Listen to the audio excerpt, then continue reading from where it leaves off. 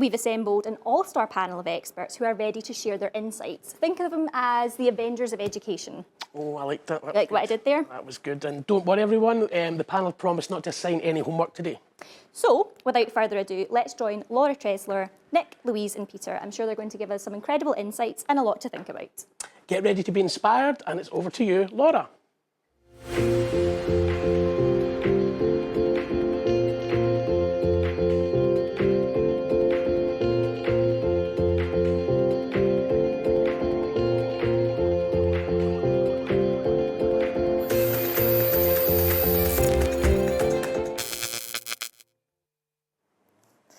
Hi, so I'm looking forward to being Spider-Man today. Is that one of the Avengers? Captain America and Scarlet, somebody? Anyway, so thanks for that introduction, Stephen. I can't believe a year's gone past since we were last sat here, so it's brilliant to be able to host this session with three very, very talented people from the sector with me today. We're going to hear a lot. Simon touched on Evo in his opening this morning, and what Evo is to us is kind of coming more and more into our day-to-day lives, in our working practices, as we get into the products and the product evolution. We're going to talk a little bit about whether the sector's ready for Evo and how AI is going to transform the education sector in particular. It's really important that as a division, we all start to educate ourselves on how we can have an impact with such technology. And these three experts are here to talk to me a little bit about that today. We have with us today, we have Louise, who is an educational business growth expert. Louise has worked in the EdTech demonstrator in a previous life on a lot of digital transformation and also has a background working across lots of different education establishments. We also have Peter joining us from BISA. BISA are a brilliant membership organisation that we work with, and you have access to so many tools to keep you in touch with the education sector. So if you don't yet have a BISA membership, then please get in contact with one of the DMT and we will make sure that we get you on board with that.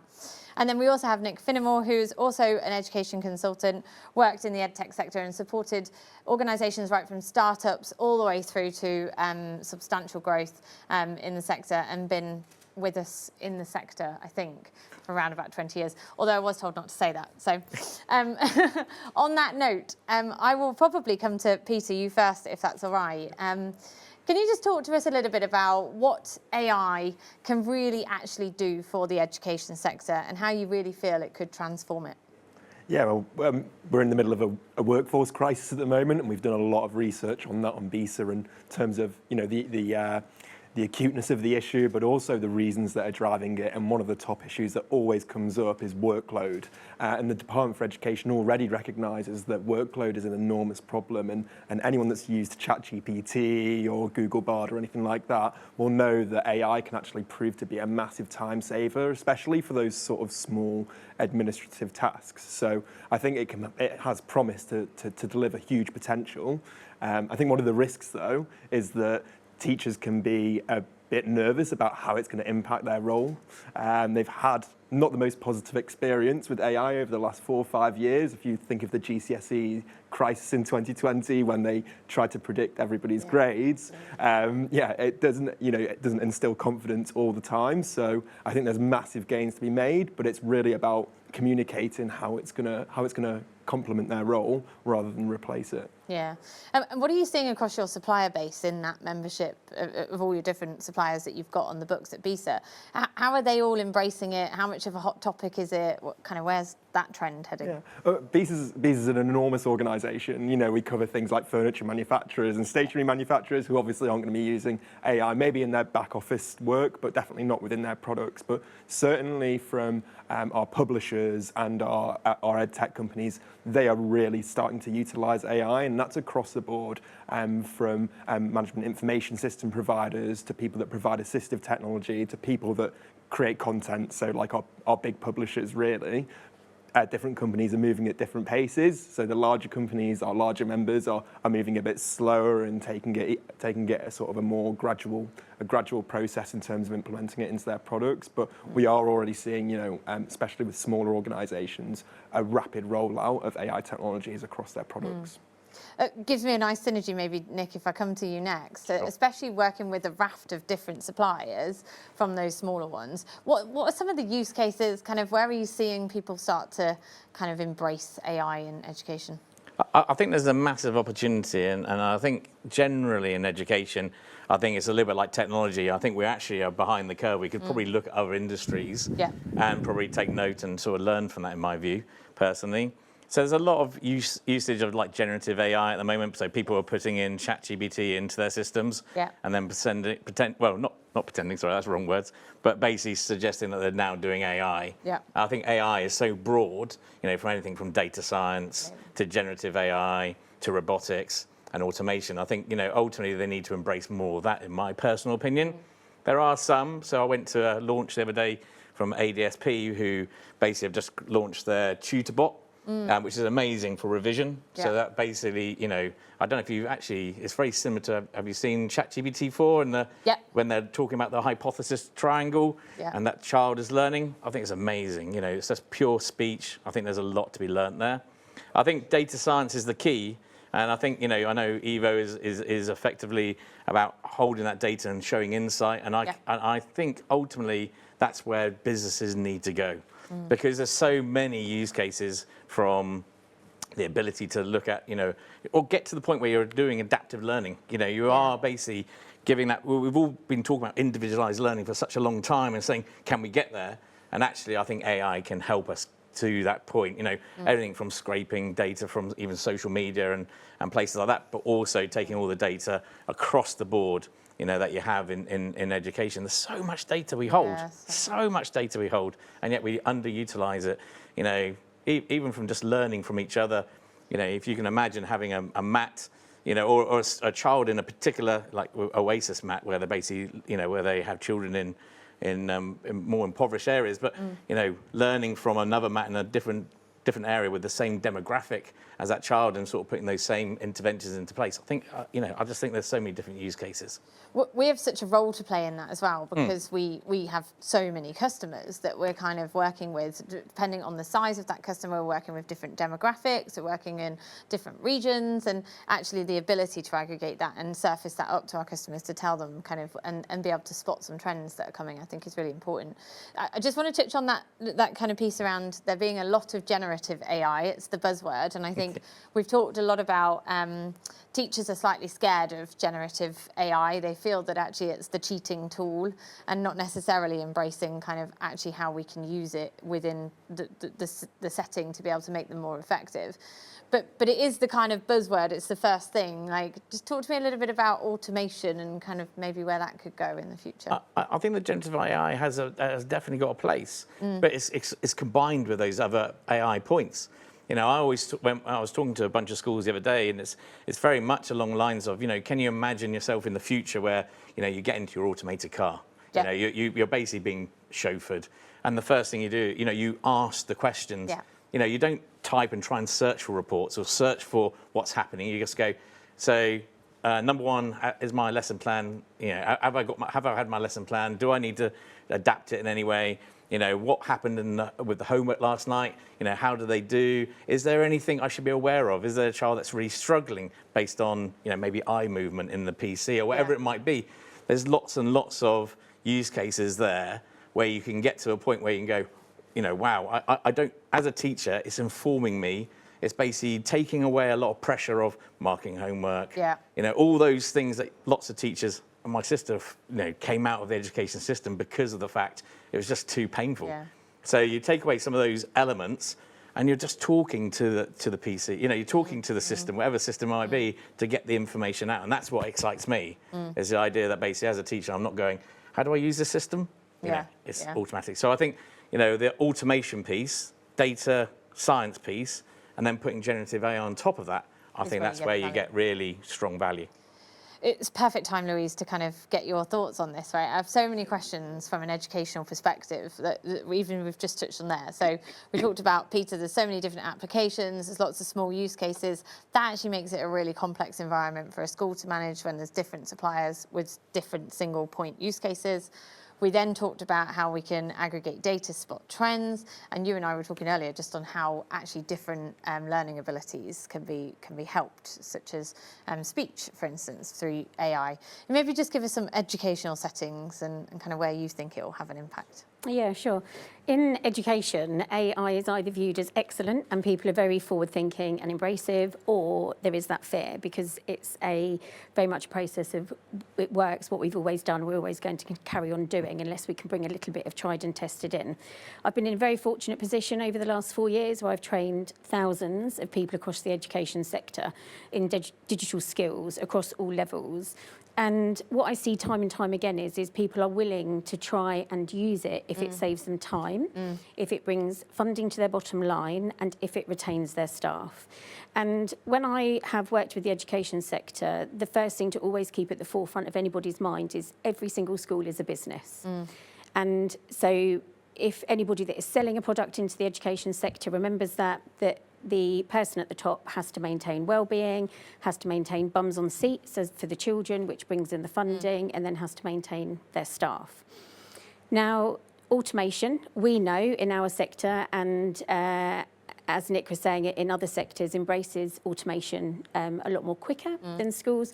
However, schools are moving because they're now embracing whether that's Power BI, whether that is through Google, whether that is through a different platform, and understanding the swiftness and the benefits that can bring. There are thousands of teachers in England. The sector isn't short on teachers. The sector is short on retaining staff in education. And that's what we need to support the sector as well, along with funding. So I sit in a very large educational group of head teachers, and the issues that they're having is that they don't feel there is funding available when actually they don't have the time to go and find the funding. And then you've got the members of staff in the education sector who are rapid thought thinkers. My role before last was at a large GFE college, and we implemented rubrics for marking, we implemented voice feedback, we implemented video feedback on a purely educational digital platform. So all of the lesson plans, all of the students' work got uploaded.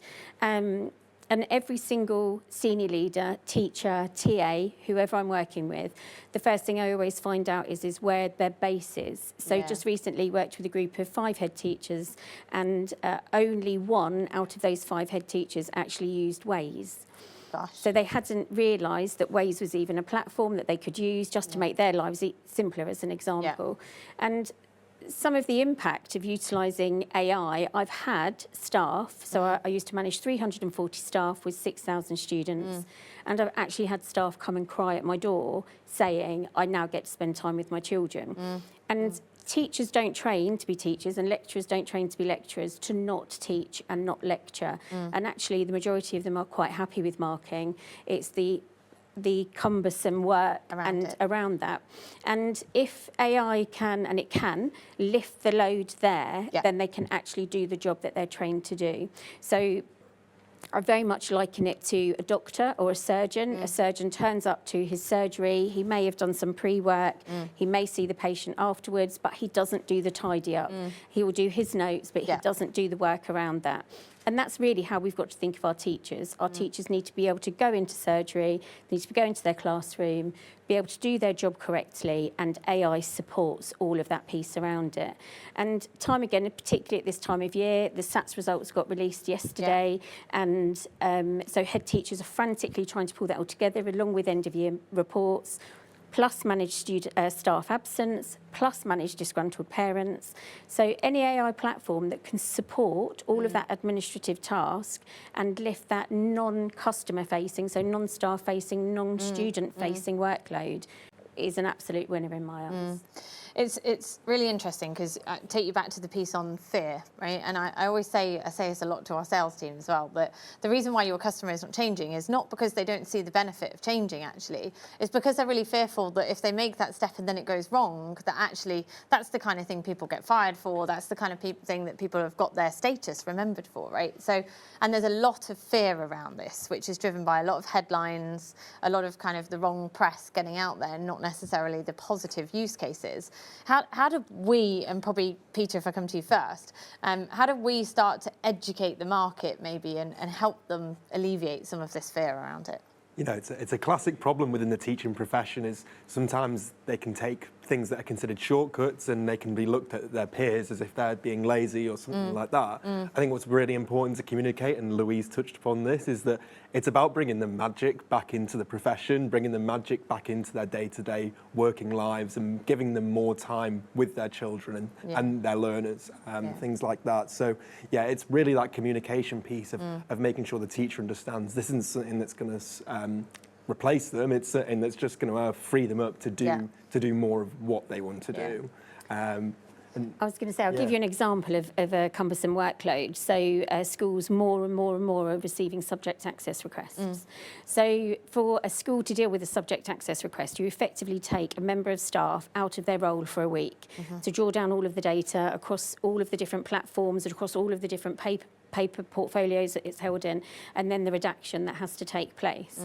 So if AI can, and digital platforms can support learning digitally, and then you can ask the AI to go in and pull up all of the records on Sarah Smith and redact it, it will leave that member of staff in their role and it removes that burden.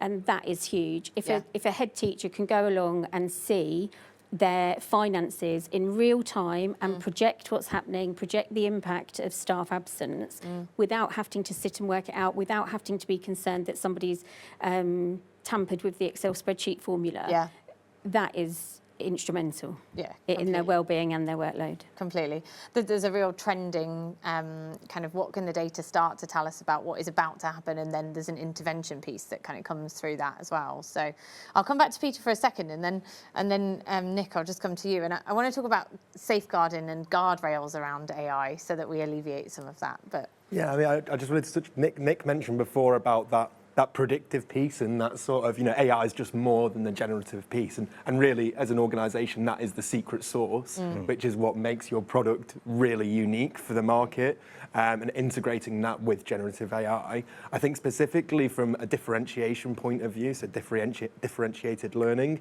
is going to be so powerful, like to be able to take information that you already have on students in a database and really rapidly create a range of differentiated lesson plans. So not just from a back of house perspective, but also from a teaching and learning perspective, there's real potential there to time save, but also enhance the power of the teacher. Yeah, I love that actually. Before we move on, sorry. I was watching a kind of webinar actually this morning, which it was bringing together all of this immersive learning we've been talking about and also the generative. And it was a really, really high potential student who probably wasn't getting that kind of stretch within the classroom, actually wanted to stretch herself, get more into the literacy at a higher level. And actually the robot tutor can do that. It can take her there and can do that on her own. And it allows that student to kind of really embrace that. So I think there's, at the moment, there's a lot of worry about attendance, especially since COVID. Parents are now, now doing blended working, and effectively you want blended also potentially schools and teaching as well. And I think, AI, if it's done right in the way that you were talking about there, Peter, I think, can enable that, because ultimately you can understand the child's learning style. And actually in some cases it's probably beneficial. So if they have a particular where they don't want to be in school all the time, or they basically learn better at home, then that might be a way of having AI to basically construct the actual lesson for that child to get to proper individual learning. I think it's amazing. We should all be, no matter, we all have some form of dyslexia or whatever it might be. I have dyslexia, and ultimately, adapting those lessons in a way that basically it's not for the teacher to keep on basically adapting the lessons for every single child. AI does it, and they are effectively, their professionalism is the bit that's over the top of it, making sure it does work and it is right for that child. I think that's where we should be. We should be supporting teachers, being alongside teachers, holding their hand, giving them more information than they probably have in the sense of health or social care information. All that information should be there, and basically the reporting should be over the top. That's where it should be. And then you get to a point where children have the best experience of education. I think we have to remember in the sector as well, there's one member of staff, and if they're a teacher and they're lucky, they get one TA. And if they receive 30 differentiated lesson plans, that's completely unattainable to deliver. So it's about utilising the tools and the skills set that is in that classroom, plus the digital applications to support that. AI has been around for a long time, and one of the first things I say to anybody that is selling into the education sector is, first of all, learn the lingo, understand the jargon and the terminology, make sure that you have got those analogies in place. So this is what it would mean for you, regardless of whatever the background of that member of staff going in is from, and so that they can relate it and really understand it. AI has been around for a long time. I remember going out into a school in the Southampton area. It had 34 different languages back in 2016, and demonstrating how they could take a basic iPhone, not connected to anything, download a translation app, and that literally revolutionised the way that they worked. 5-form entry, huge school, so 240 children a year group, 7-year groups, you know, absolutely huge. And so if you can demonstrate to those staff that yes, differentiation can take place for the benefit of the learner, but it isn't cumbersome or overburdensome to them, that's really important. And that is where you start to win the hearts and minds of the staff in education, and that is massively key. Yeah, massively.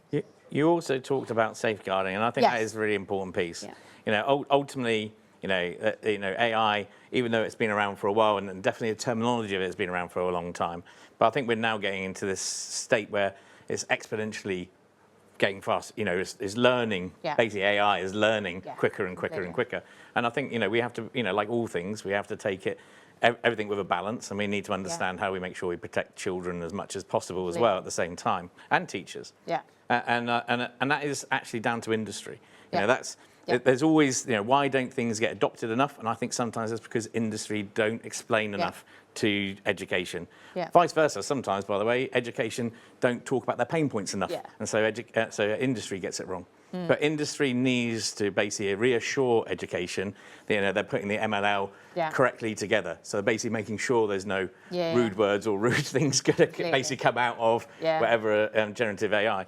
So there's a lot that basically industry needs to do to reassure education, and rightly so, because we are protecting the most vulnerable people in our society. These people, we need to make sure before we take on any AI that is done in a way that is primarily making sure children are safe. Absolutely. And it's got to be the top priority for any industry player in this. We're also all educators. No matter what role you do, everybody at some point in their day is educating somebody. And for staff in education to really embrace it and understand it, just the simple explanation of what a vectorised piece of AI is, just so they understand the background management of it, the safety and security around it. That's easily communicated, and I think in those initial conversations that's got to be part of that, making sure, particularly now with the new DFE standards for technology, it's just making sure that they can see where they can be met and that they're being met by the provider of that technology is really key. Yeah, and just in our last couple of seconds, if I could get you to maybe just give me one word that you think we should kind of use with the sector to get them to kind of start to think about this, and maybe our sales, our marketing, our CSMs would kind of get them to start to think, oh, actually, let's have a conversation about that. What would you kind of sum that out in? I'm going to go to Nick first. So for me, it's frictionless. No. So I think it's like all things. I think everything should be as easy as this. So basically any form of adoption or any form of or product that you basically put out needs to be really simple and easy to use and very easy to understand what it's going to basically deliver. So, if you think at B is value, and A is the start of a journey, A to B needs to be as quick and as efficient as possible. Giving the best experience. Frictionless. Possible. Frictionless. Like human. Don't take away from that human element of the role. Enhance it. Love it. I'm going to say have a go. Have a go. Just try it. Try it. Have a go, because at the end of the day, if you don't try it, you just don't know. Perfect. Love it. So thank you. Really appreciate the time from you guys today. You're going to see lots more as we go through the rest of the morning and throughout the rest of this month that's coming on Evo. Hopefully that's got you excited and given you an indication of where to start to think about your own development here. Thank you.